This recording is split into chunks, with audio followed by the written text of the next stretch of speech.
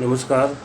गुरुगंगा जैसलमेर दर्शन के सभी साथियों को अभिवादन। मैं जोधपुर से कवि मदन क्षितिज एक अपनी छोटी सी भक्ति रचना आपके सामने प्रस्तुत कर रहा हूँ। उसमें कोई त्रुटि हुए तो कृपया क्षमा करें। काव्य जगत में लीन होकर मैं अनंत में विलीन होना चाहता हूँ। काव्य जगत में लीन होकर मैं अनंत में विलीन होना चाहता हूँ।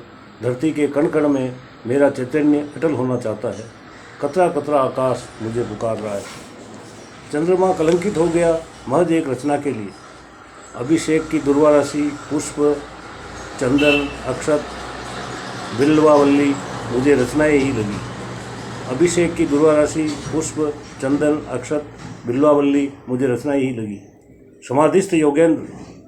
समाधिस्थ योगेंद्र मेरे रोम रोम को प्रेरित करने लगे। समुद्र से उठती उफनती विपुल जल राशि मुझे विराट का अभिषेक करती प्रतीत हुई और सदाशिव की जटा राशि में गुम्फित पावन गंगा की तरंगों ने मुझे विभोर कर दिया। सुवासित चंदन और इत्र के मोहन के समक्ष मेरी चित्तवती की भक्तिमती मीरा ने आत्मनिवेदन समर्पण साहित्य कर दिया। शन की नाविक पुनर्जीवित हो गया और रचना की नाव लेकर धारा के साथ बहने को मन उछल पड़ा। माँ अन्नपूर्णा को हंस हंस कर सदा व्रत लुटाते देखा। इस स्वप्न सत्य और यथार्थ से एक अघोरी को क्या तात्पर्य? इस स्वप्न सत्य और यथार्थ से एक अघोरी को क्या तात्पर्य? ओगड़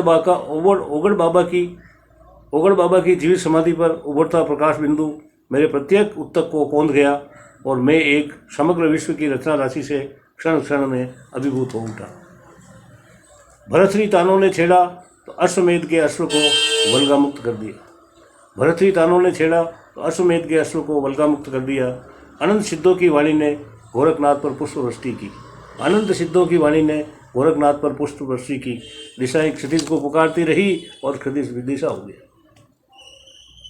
वैशाली और आम्रपाली की खाक छानकर कुछ रजत बिंदु कुछ रजकण बटोर कर उनमें धरती की गंध खोजने चला तो आकाश की उष्मा सजीव हो उठी।